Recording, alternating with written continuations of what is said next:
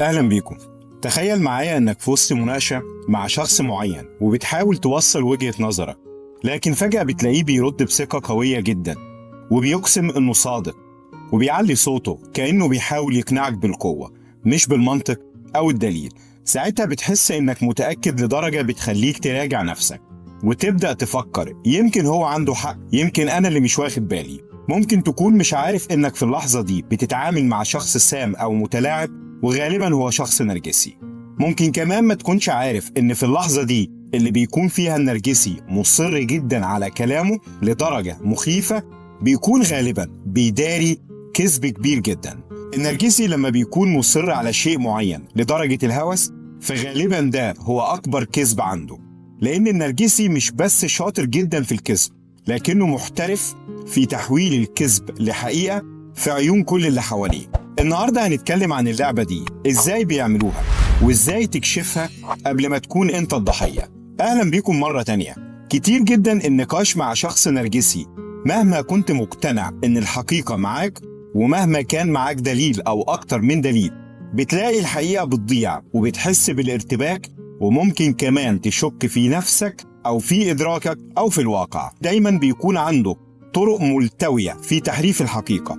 للأسف ده بيحصل بشكل مقنع جدا لدرجة إن الجدال معاه عمره ما هيوصلك لنتيجة، وكتير جدا الحق بيضيع. هنتكلم عن طرق أو حيل النرجسي في الكذب وفي تشويه الحقيقة وفي اللف والدوران، حيل بيستخدمها كل النرجسيين. طبعا معرفتك بالطرق دي أهم سلاح تقدر تواجه بيه كذب الشخص النرجسي. في نهاية الفيديو بنوعدك إنك تعرف كل طرق النرجسي في الكذب وفي اللف والدوران. الحيلة الأولى هي الإنكار الشديد.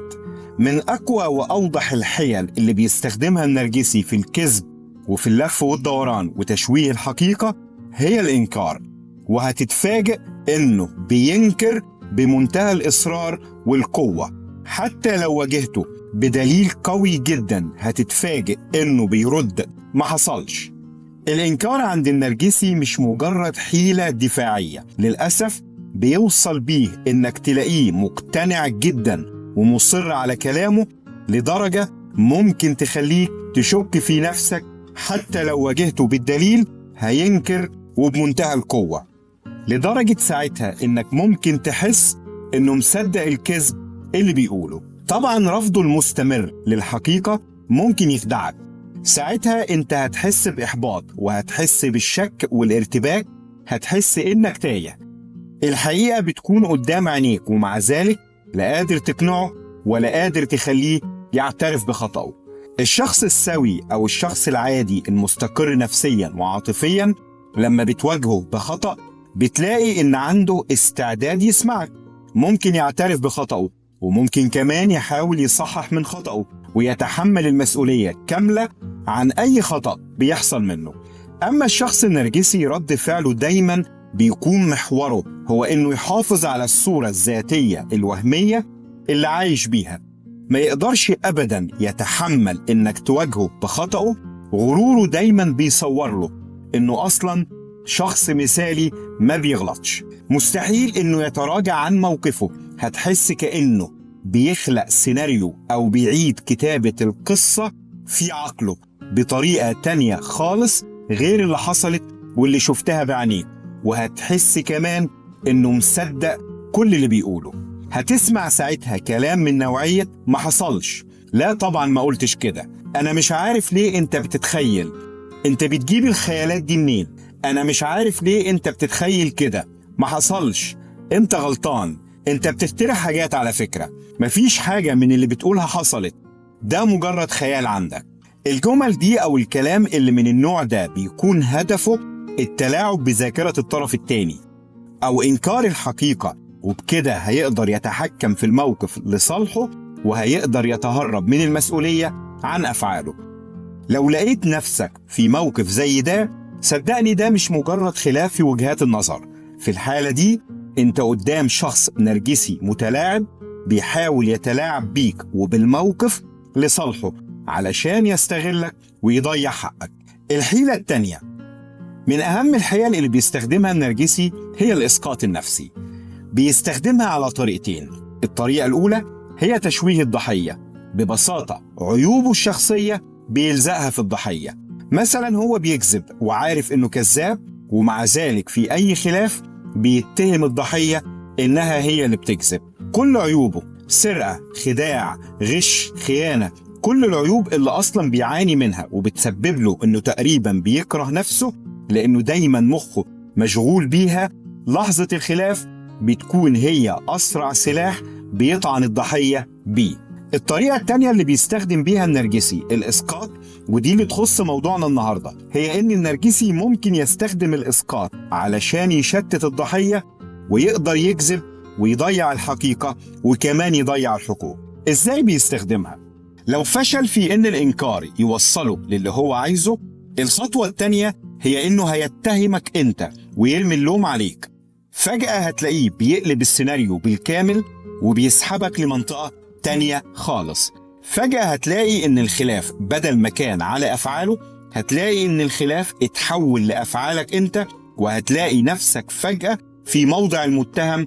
وساعات ده بنسميه في علم النفس displacement أو التشتيت، أو بالعامية أسلوب قلب الترابيزة. لو حبينا ناخد مثال عملي، لو واجهته مثلا بخيانة وما لقاش إن الإنكار قدر يخرجه من الموقف، هتلاقيه فجأة بيقلب الترابيزة عليك. ممكن تسمع كلام من نوعية: إزاي تفتش في تليفوني؟ إزاي تتجسس عليا؟ أنت كده مش واثق في نفسك ولا واثق فيا، على فكرة أنت اللي خاين مش أنا. وفجأة تحولت أنت لمتهم. وخد على كده أمثلة كتير: أنا شفت عربيتك في المكان الفلاني، كنت بتعمل إيه هناك؟ هيرد ويقول لك: أنت إيه أصلا اللي وداك هناك؟ ما تنكرش خيانتك. وببساطة هيقدر يحولك لمتهم بالأسلوب ده. بالطريقة دي لو نجحت الخدع عليك، هيقدر يشتتك عن الموضوع الأصلي، وكمان هتتحول أنت لوضع المتهم. هتلاقي نفسك مضطر تدافع عن نفسك بدل ما كنت بتواجهه بخطأ.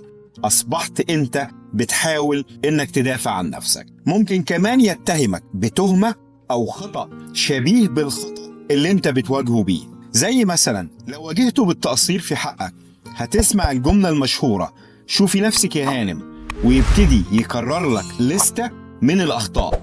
ولو اتخدعت هتلاقي نفسك في موضع المتهم وبتحاول تدافع عن نفسك. ممكن كمان ساعتها ينجح أكتر ويحسسك بالذنب ويخرج من الخلاف منتصر. الحيلة دي بتساعده إنه يشوه الواقع ويشوه الحقيقة، وبكده يقدر يرمي اللوم عليك ويغير مكانه. بدل ما كان هو المخطئ، أصبحت أنت المخطئ المتهم اللي لازم يدافع عن نفسه. كمان التشتيت بيظهر من النرجسي دايما على شكل غضب، أو اللي بنسميه الغضب النرجسي. الغضب النرجسي دايما بيكون مصطنع من الشخص النرجسي علشان يشتت الضحية، أو بيستخدمه لو حس إن الصورة الوهمية اللي عايش بيها مهددة، أو لو حد انتقده، لو حس إن تصرفاته انكشفت، أو لو حس بالإهانة أو الخذلان. بيلجأ لموجة غضب شديدة جدا بنسميها الغضب النرجسي، بهدف تشتيت الضحية وتخويفها. الحيلة الثالثة هي قطع النقاش فجأة، قفل باب المناقشة والهروب منها فورا. لو حس إنه اتزنق مش قادر يقلب الترابيزة عليك زي عادته، فجأة هتلاقيه بيقفل أي مناقشة وبيهرب من الموضوع. وممكن كمان تلاقيه فجأة ساب المكان ومشي. الخطوة دي دايما بتيجي بعد الخطوتين اللي فاتوا، وهما الإنكار والإسقاط النفسي. لو لقى إنهم ما جابوش نتيجة، هتلاقيه فجأة بيستخدم عليك الغضب النرجسي. هيظهر غضب شديد جدا وتسمع كلام من نوعية: الموضوع انتهى، أنا مش هتكلم في الموضوع ده. وارد جدا إنه يهرب فجأة من المكان نفسه، سواء انسحب من الحوار أو رفض إنه يكمل نقاش. هروبه بيكون بهدف إن الموضوع يتقفل، وطبعا ده هيخليه يقدر يفلت من الخطأ ويهرب من أي مسؤولية عن أفعاله. الحيلة الرابعة التفاصيل. الحيلة الرابعة اللي بيستخدمها الشخص النرجسي هي التفاصيل الزيادة. تفاصيل كتير ملهاش أي علاقة بموضوع الخلاف. بيستخدم الحيلة دي علشان يحسسك قد إيه إن حجته قوية، ويقدر يقنعك ويقلب الباطل حق والحق باطل. لكن في الحقيقة التفاصيل الزيادة بتكون بهدف إنه يشتت انتباهك عن الحقيقة وكمان يهرب بكذبه. لأن الشخص السوي المستقر نفسيا وعاطفيا دايما بتلاقيه بيقدم إجابات واضحة ومحددة، وممكن كمان تكون إجاباته مختصرة جدا. الحيلة الخامسة هي التلاعب بالعقل أو الجاس لايتنج. التلاعب بالعقل أو التشكيك أو الجاس لايتنج أسلوب بيستخدمه كل النرجسيين في التلاعب بالضحية. بيخليك تشك في ذكرياتك أو تصوراتك. كنا اتكلمنا عنه قبل كده في فيديو قديم، وهنسيب الرابط في التعليقات. في اللحظة دي بتسمع كلام من نوعية أنا ما قلتش كده، مش عارف ليه بتتخيل كده، أنت مش فاكر كويس، مش ده اللي حصل، لا ده مجرد خيال عندك، بيتهيألك على فكرة. إيه الخيالات دي وبتجيبها منين؟ لا ده أنت خيالك واسع قوي. النرجسي بيلجأ لحيلة الجاس لايتنج أو التشكيك أو تشويه الحقيقة بهدف إنه يخليك تشك في نفسك وتشك في إدراكك، وبهدف إنه يتهرب من أي مسؤولية عن أفعاله، وكمان يقدر يتلاعب بالضحية ويحافظ على غروره والصورة الذاتية الوهمية اللي بيكون متصورها عن نفسه. الحيلة السادسة تغيير المفاجئ في النغمة. تغيير في النغمة مقصود بيه هو الحالة المزاجية، بتتغير فجأة من الهدوء للغضب الشديد، من الود واللطف والمعاملة الكويسة للهجوم والعدوانية أو الإهانة والتجريح. النرجسي بيتحول فجأة بالشكل ده لو حس إنه بالبلدي اتزنق، مش قادر يخرج من الموقف اللي هو فيه، أو مش قادر يسيطر ويتحكم في الأمور، أو لو حس إن الحقيقة محاصراه من كل اتجاه، فبتلاقيه فجأة وبدون أي سبب واضح وبدون أي مقدمات اتحول لحالة غضب شديدة جدا وبشكل مفاجئ وبدون أي سابق إنذار. طبعا دي بتكون حيلة منه علشان يخوفك ويجبرك إنك توقف الكلام في الموضوع اللي مسبب له إحراج، ويخوفك ويجبرك إنك تتقبل الأمر الواقع. الحيلة السابعة هي لعب دور الضحية. دور الضحية من أهم الحيل اللي بيستخدمها النرجسي، خاصة في الكذب واللف والدوران. لو واجهته بأفعاله هتلاقي فجأة الكلام بقى بيدور بشكل مختلف تماما.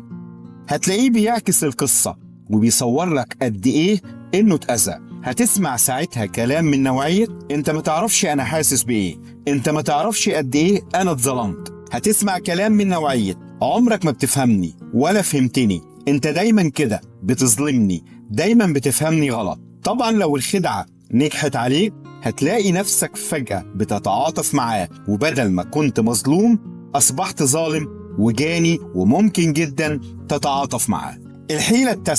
الحيلة التاسعة والأخيرة هي التبرير. لو واجهته بكل الحقيقة، دليل قوي جدا ما قدرش ينكره ولا نجح إنه يسقط اللوم عليك ويتلاعب بعقلك بكل بجاحة، هتلاقي عنده مبرر قوي لكل اللي بيحصل. طبعا نقطة زي دي مش محتاجة تفاصيل كتير علشان ما نطولش على حضراتكم. في النهاية لازم نتكلم إن الحيل دي بيكون ليها تأثير نفسي سيء جدا على الضحية.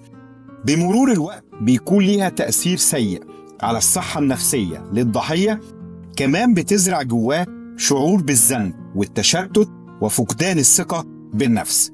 لذلك لازم دايما نأكد إن المعرفة دايما قوة. علشان كده معرفتك بالحيل النرجسية في تمرير الكذب هي أول سلاح لازم يكون في إيدك. شاركنا في التعليقات واحكي لنا تجربتك الشخصية. شكرا جدا على وجودكم معانا، ونشوفكم على خير في الفيديو الجاي.